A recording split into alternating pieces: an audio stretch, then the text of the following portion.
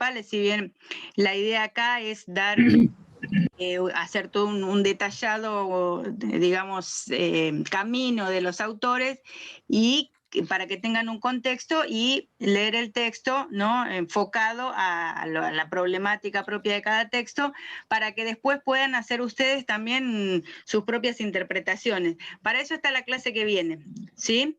Esa era la idea que estaban pidiendo, una clase más. Bueno, la idea es un poco de que la próxima clase no sea tanta exposición, sino que haya un poco más de ida y vuelta, ¿sí?, entre ustedes y la cátedra, ¿sí? Nada más, cierro. Hola, perdón, quería hacer una pregunta antes de que avances con Gramsci, profe. Sí. No entendí en qué sentido para Marx la religión tiene un componente liberador. Porque denuncia las miserias, pero también protesta. Y en esa protesta hay un germen que Marx está pensando en realidad en el cristianismo primitivo. Ahora cuando Ezequiel trabaje Rosa Luxemburgo, que ya trabaja más con el cristianismo primitivo, se van a dar cuenta que en realidad el movimiento cristiano, los que hicieron la Socio 1, es un movimiento en las primeras comunidades que tiene una muy fuerte persecución. Marx está tomando este contexto y está diciendo, a ver, ¿funciona como adormecedora? Sí, no lo negamos. Ahora bien, este adormecimiento también tiene un componente interesante que hay que analizarlo. ¿Qué es lo que piden? ¿Cómo lo piden? ¿Qué pedía el cristianismo primitivo? ¿Cómo se fue moviendo? ¿Con quiénes se enfrentó? Todas estas cuestiones es el tema de la denuncia y a la vez la protesta. No es solo una denuncia en mera denuncia. Marx en ese sentido es bastante, elige bastante bien sus palabras. ¿En qué sentido elige bastante bien sus palabras? Porque dice, hay una denuncia, pero a la vez también hay una acción. Y pone la agencia de los seres humanos en el centro. ¿Cuál es la acción de denunciar, además de denunciar? Protestar. ¿Sí? ¿No tenemos ahí la diapo con la frase? Que ahí Sí, capaz que más para atrás. se ve mejor. Más para atrás, No, más no, para si, atrás. si es mucho lío, no. No, Está no, bien. no es tanto lío, pero a ver, para que... La del opio del pueblo, digo, ¿eh? Sí, acá. Vamos directamente entonces a la frase de... Acá está, la frase completa. No sé si la logran ver. Acá. Todo esto que les estoy comentando está en una frase de la Introducción para la Crítica de la Filosofía del Derecho, que se escribe en 1844, y en realidad toda esta frase, que es bastante larga, lo que hace es condensar varias definiciones de religión que Marx va a tomar en distintas obras. Entonces dice, la miseria religiosa es al mismo tiempo la expresión de la miseria real y la protesta contra ella.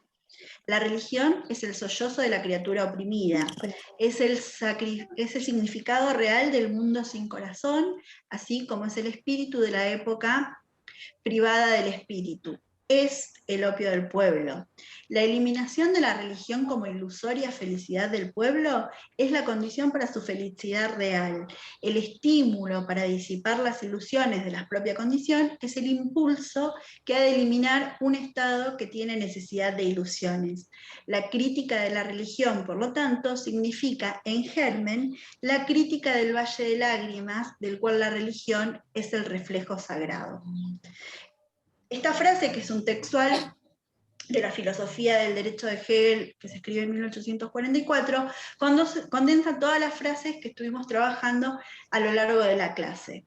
Y pone en el centro de la escena a el ser humano como portador, ¿sí?, de elementos que dentro de la religión puede modificar el sistema o la forma de vida de las personas. No solo es denunciar, también es protestar, y Marx diría modificarlo en la tesis 11. Los filósofos se han encargado de interpretar el mundo, ahora bien, lo que se trata es de transformarlo.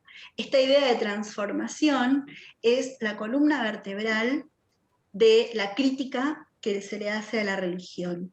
A la religión no como el protestantismo o el catolicismo, sino la religión como estructura de pensamiento, como una ideología, como un aparato ideológico que hay que considerar para analizar el Estado y el contexto.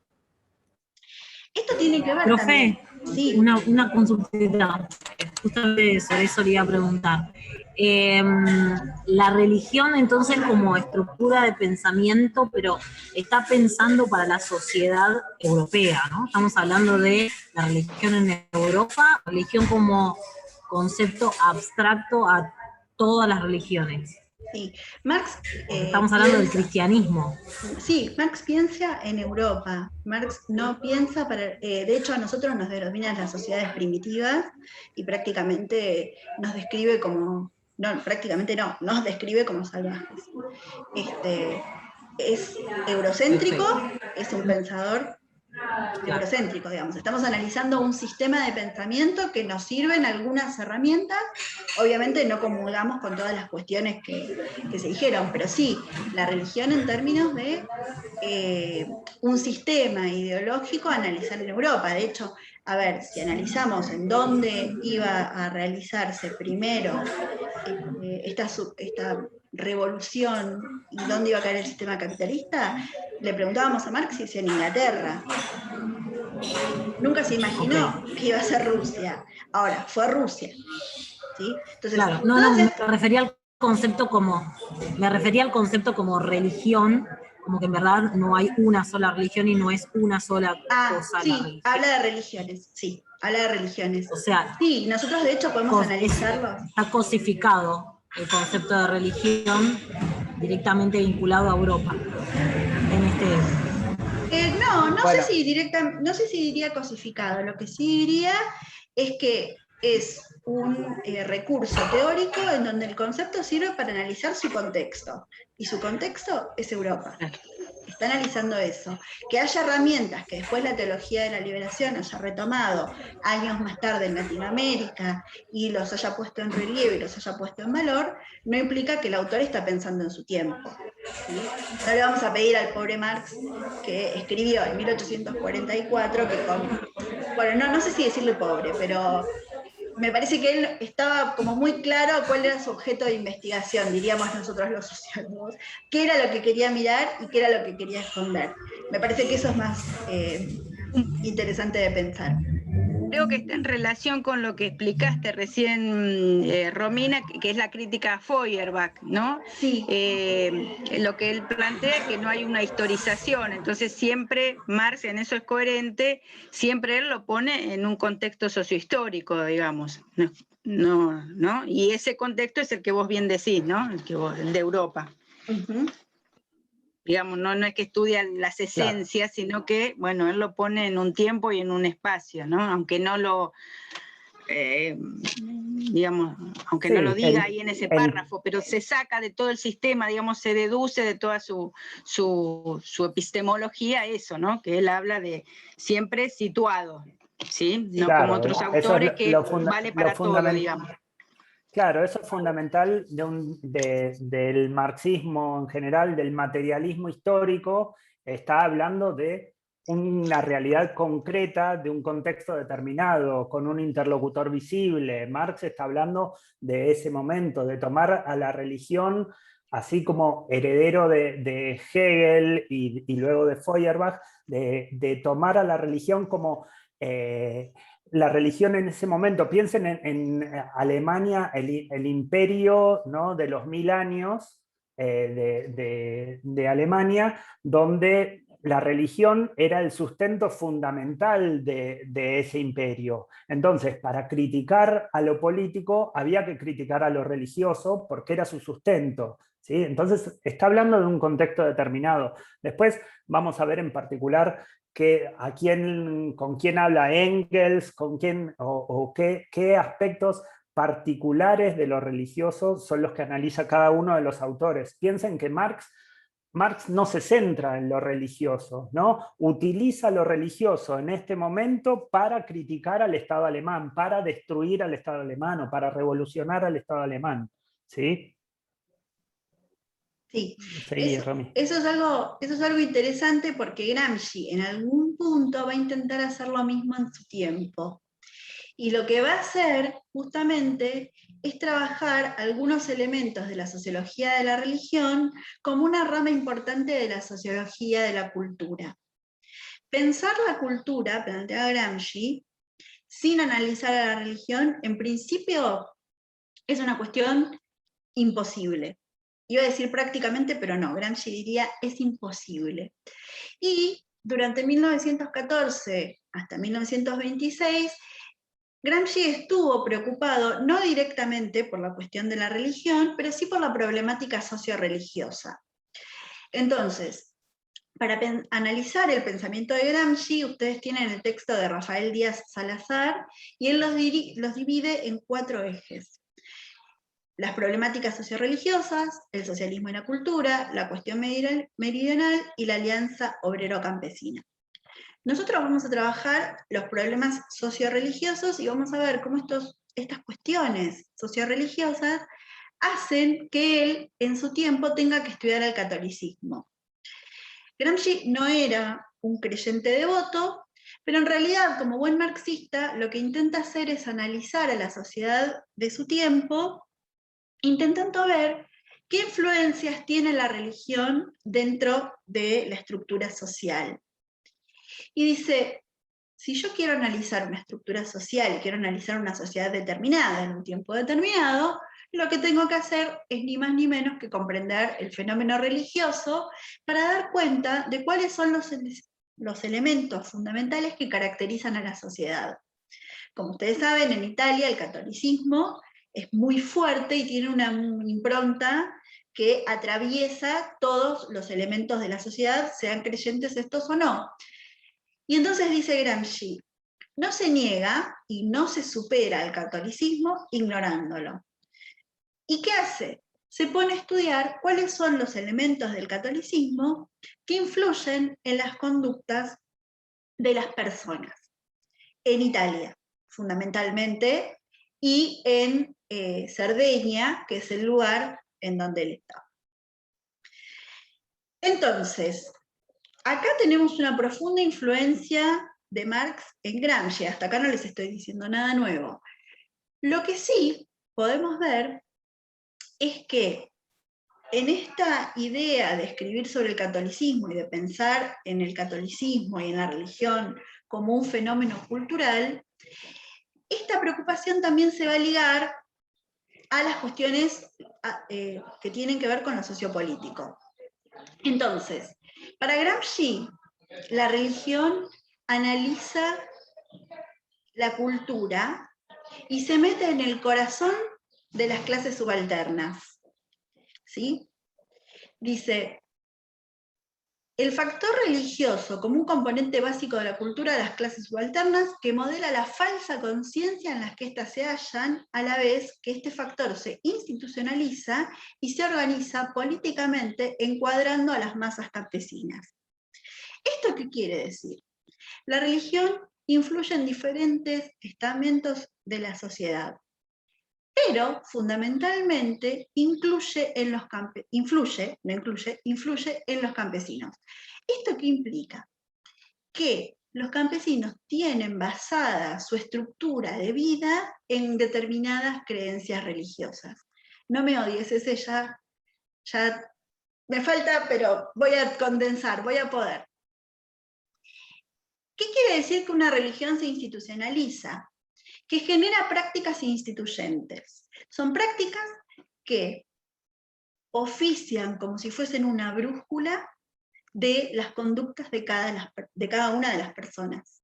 Las personas actúan según determinada creencia o determinado hábito basado en creencias religiosas. Y esto es lo más importante.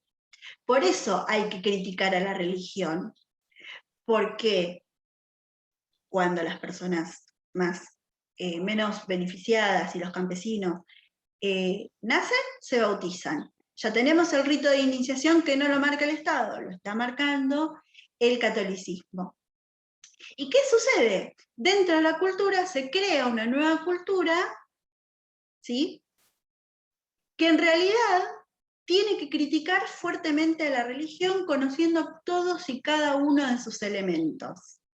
Y esta crítica sirve para poder armar una estrategia política para captar los intereses también del campesinado.